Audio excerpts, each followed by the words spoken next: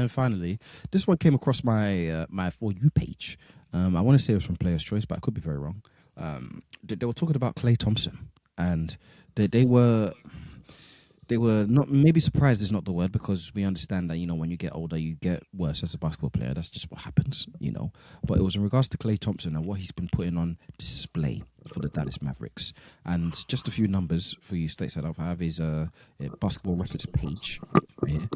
His shooting splits. He's shooting splits are right in front of me right now from field goal. So overall, he's shooting sub 40%, 38% right now. He's shooting 38% for free. So I mean, he's basically exclusively shooting threes, basically.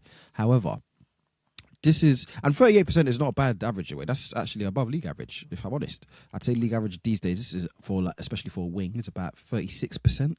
If you're 36% from free, good shooter.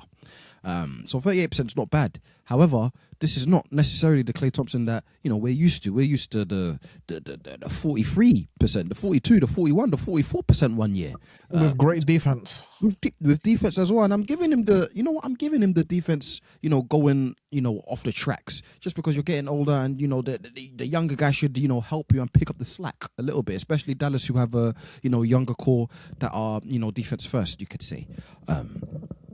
But in regards to what Klay has been showing and his shooting, tailing off, shooting being the skill that should, just kind of stay with you and traditionally has for a lot of players in NBA history.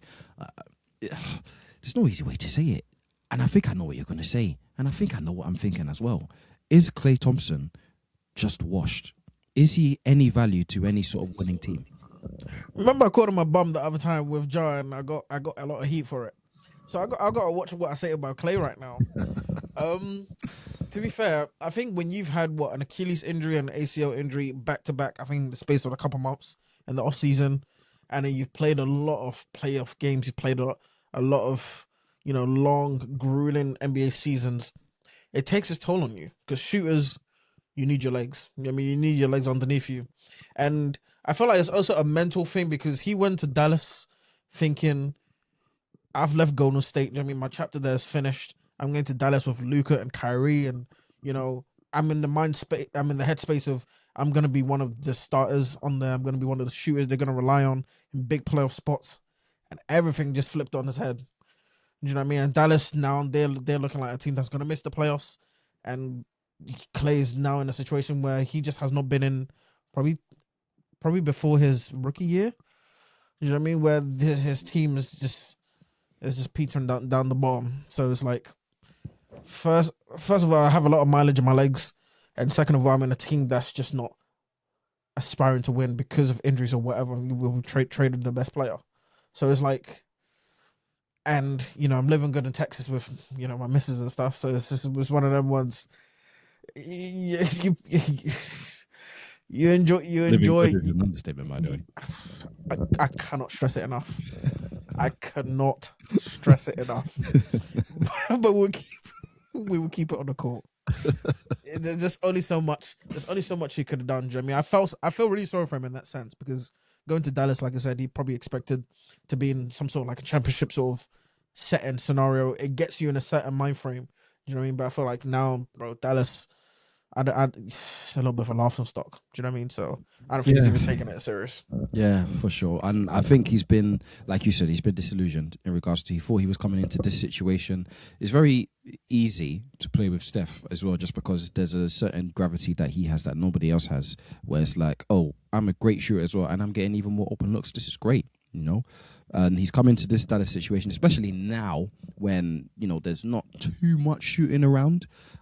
So it's like, okay, as long as we take Klay out of the game, or as much as we, do that as much as we can, probably have a good chance of winning. And that's probably been the formula for a lot of teams when they have to face the Dallas Mavericks. Don't let Klay get, good looks.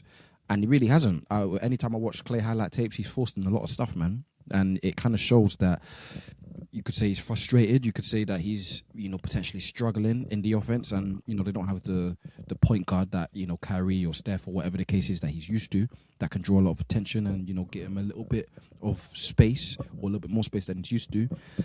But it's a tough one.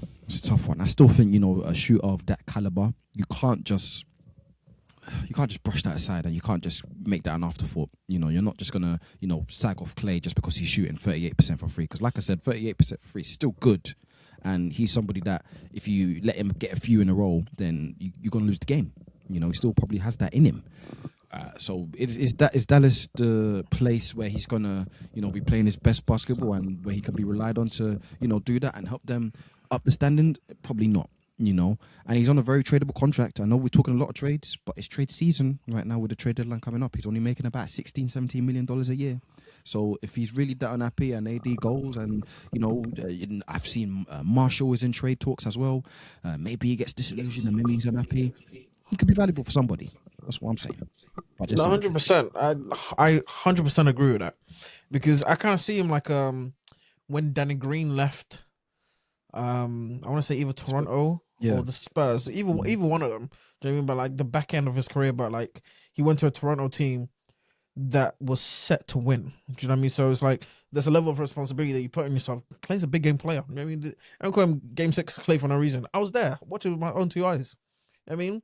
And it's like he came to this Dallas situation to feed off of Kyrie and Luka's gravity. I mean, he was gonna get quality wide open looks. Now he's looking to feed off Max Christie and Cooper Flags. I mean, shout out the American flag, but bro, this is not what Klay signed up for. Exactly. You know what I mean? But like you mentioned, there's a lot of value in Klay's game for sure. Yeah, for sure, man.